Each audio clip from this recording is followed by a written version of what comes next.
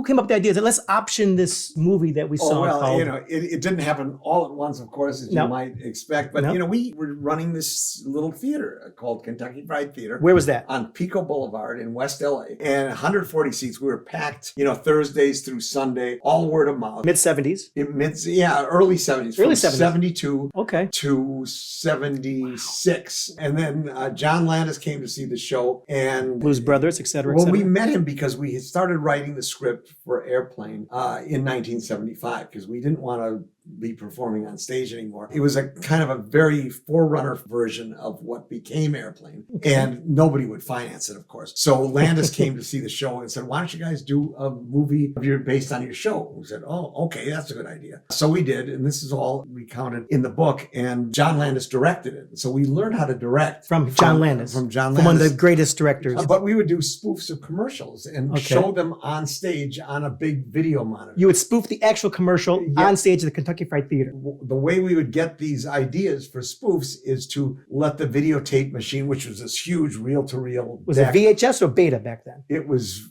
VHS. No, there was no there VHS. wasn't. No, it wasn't. This was You're reel-to-reel. This is before that. Oh my before God. even that. Yes, you're right. You're right. I think they had barely invented telephones at this point. But we would let the thing run all night to get commercials, bad commercials. Right.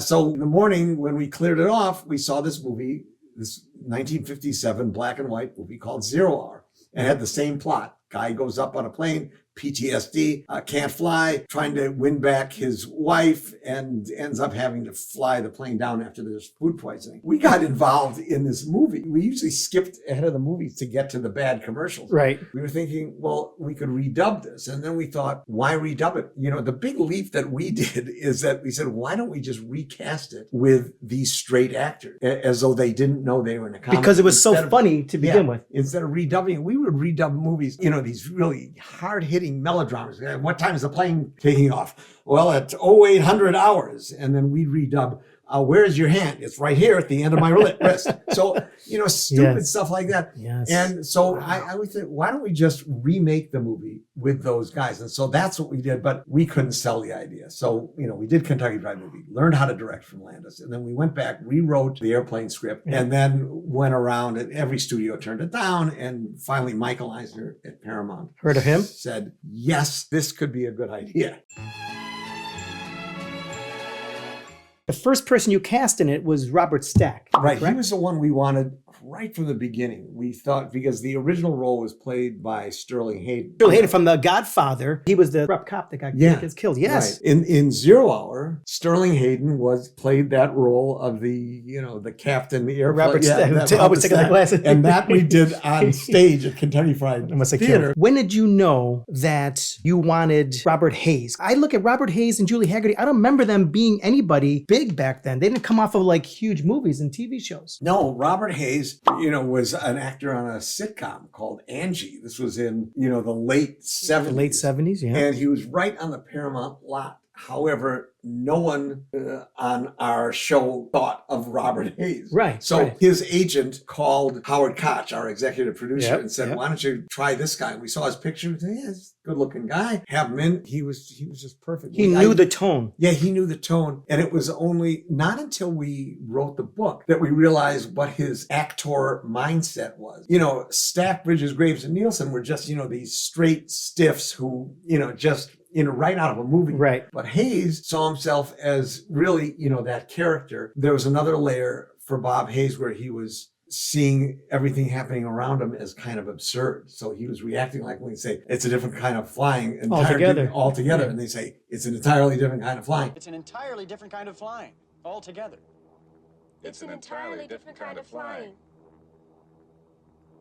And then there's this moment when he goes like that. So he reacts, but no other character was really allowed to react. Yeah, exactly. Was Bill Murray up for that role? Yes. Well, crazy. The studio, to their credit, they really wanted to help us and they wanted to make the movie a success. That's why they suggested, Chevy Chase and Bill Murray, Barry Manilow. I mean, everybody, they really had a confidence. It was a good thing for them, but we were horrified. Right. Bill Murray, I mean, you didn't want a comedian to do these roles. And I loved Chevy Chase and Bill Murray. They're just great comic actors, but not for this. Because Bill Murray, my favorite, hands down. I can watch him in anything. Is this true? Yes, it's true. But you knew that there was a slight maybe mugginess. There was 3% of him that was outside of it, With a little winking wink. a little bit.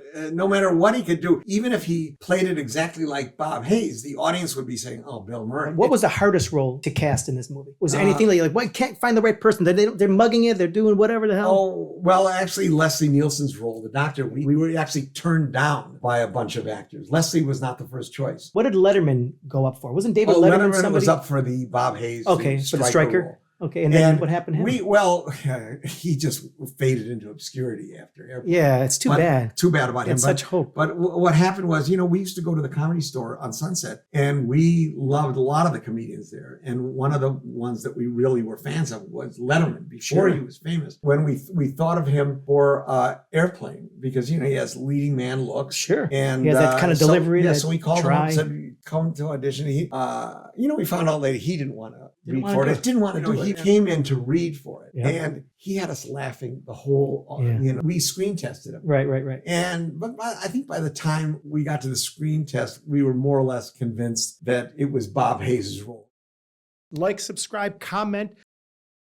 But Dak had just done the Spielberg comedy. He did do 1941. Yeah, he did 1941. Wow. And on the set, Stack was regaling us with stories about how Spielberg directed him. And he did this and that. It's like he had no confidence in Airplane. Stack was a great guy. He didn't want to do it, or he wanted to do it? He just didn't think want he to was do gonna it. And I think Howard Koch again helped convince him. Wow. We offered him a piece of the movie. He turned it down for just money up front. Oh, wow. And he talks about that in the book. Oh, that's great. Yeah. That's great. Now, this movie was like, what, $3.5 million to cost to make? 3.2. 3.2. They rounded off at 3.5, but it was 3.2. 3.2, and it made how much in the first year? Well, 160 million.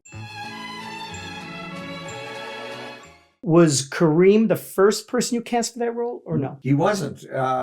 Again, all our mistakes were corrected by fate. And our first idea was Pete Rose. Yeah, of course. Pete Rose. Baseball. But the baseball season was in the summer, and Pete was, I think, at that point, player managing the Phillies or something. Okay, managing. And betting on, betting only on himself. Of course. Yes, which is, but there's that point spread that could interfere with that. The commissioner frowned on that, but this was before all that. And so we went to Kareem. And so originally it was just Pete Rose saying, I'm really Pete Rose. I play baseball. And that was it. But with Kareem, we did that whole other thing where my dad says you don't work hard enough on defense. He was okay with that. You wrote that the way it would. Kareem never changed. Really? Oh yeah, no. Wow. He loved it.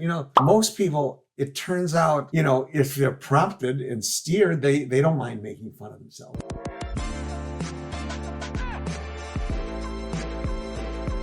Like, subscribe, comment.